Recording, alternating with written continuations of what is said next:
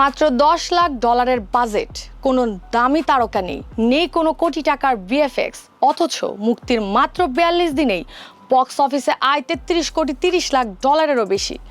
অবিশ্বাস্য মনে হলেও 2026 সালে চলচ্চিত্র দুনিয়ায় এই রূপকথার জন্ম দিয়েছে স্বাধীন মনস্তাত্ত্বিক হরর চলচ্চিত্র অবসেশন। বিখ্যাত চলচ্চিত্র ইটির পর এটি প্রথম সিনেমা যা মুক্তির পর প্রতি সপ্তাহে তার আয়ের রেকর্ড ভেঙে চলেছে। ইউটিউবার থেকে রাতারাতি মূল ধারার পরিচালক বনে যাওয়া ক্যারি বার্কারের এই সিনেমাটি কিভাবে বিশ্বজুড়ে এক উন্মাদনা তৈরি করলো তার সত্যি রূপকথাকে হার মানায়। এক লাজুক তরুণের গোপন চাওয়া। সিনেমার গল্প আবর্তিত হয়েছে বেয়ার নামের এক অন্তর্মুখী ও লাজুক তরুণকে কেন্দ্র করে। একটি মিউজিক স্টোরে কাজ করা বেয়ার দীর্ঘদিন ধরে মনে মনে ভালোবাসে তার সহকর্মী ও ছোটবেলার বন্ধু নিক্কিকে, কিন্তু নিক্কির চোখে সে শুধুই একজন ভালো বন্ধু। একদিন নিজের মনের কথা বলতে গিয়ে চরমভাবে ব্যর্থ হয় বেয়ার। মন ভাঙা, হতাশা আর ক্ষুব্ধ বেয়ার এরপর পা বাড়ায় একটি অদ্ভুত ম্যাজিক শপে। সেখান থেকে সে কিনে আনে ওয়ান উইশ উইলো নামের একটি জাদুকরি খেলনা। নিয়ম একটাই, খেলনাটি ভাঙলে জীবনের একটি মাত্র ইচ্ছে পূরণ হবে। ঘরে ফিরে তীব্র আবেগ আর ক্ষোভের মুখে খেলনাটি ভেঙে ফেলল বেয়ার। মনে মনে প্রার্থনা করে নিক্কি যেন এই পৃথিবীর অন্য সব কিছুর চেয়ে আমাকে বেশি ভালোবাসে।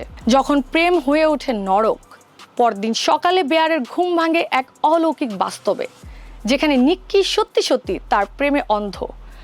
প্রথম বেয়ারের মনে হয় সে পৃথিবীর সবচেয়ে সুখী মানুষ, কিন্তু খুব দ্রুতই এই স্বপ্নের মতো প্রেম এক রক্তহীন করা দুঃস্বপ্নের রূপ নেয়। নিক্কির এই ভালোবাসা কোনো স্বাভাবিক প্রেম ছিল না, এটি ছিল এক অতি প্রাকৃতিক দখলদারিত্ব বা অবসেসিভ পজিশন।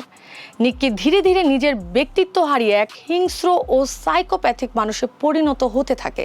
সে বেয়ারকে 24 ঘন্টা চোখে চোখে রাখে, বেয়ারের মৃত বিড়ালের হাড় দিয়ে স্যান্ডউইচ বানায় এবং বেয়ারের আশেপাশে অন্য কোনো মানুষের উপস্থিতি সহ্য করতে পারে না।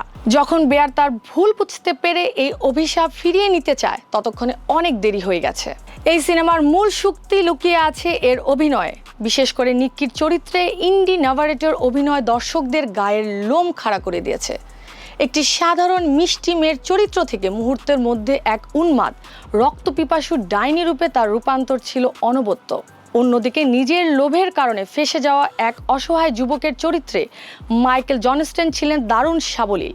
পরিচালক ক্যারি বার্কার কোনো সস্তা জাম্প স্কেয়ার ব্যবহার না করে কেবল আলো ছায়ার খেলা আর মনস্তাত্ত্বিক টানাপোড়েন দিয়ে পুরো সিনেমায় এক থমথমে ভয়ঙ্কর আবহ ধরে রেখেছেন, যা তরুণ দর্শকদের গভীরভাবে টেনেছে। তবে কেবল গল্প নয়, এই সিনেমার অবিশ্বাস্য আয়ের পেছনে ছিল এক জিনিয়াস মার্কেটিং প্ল্যান।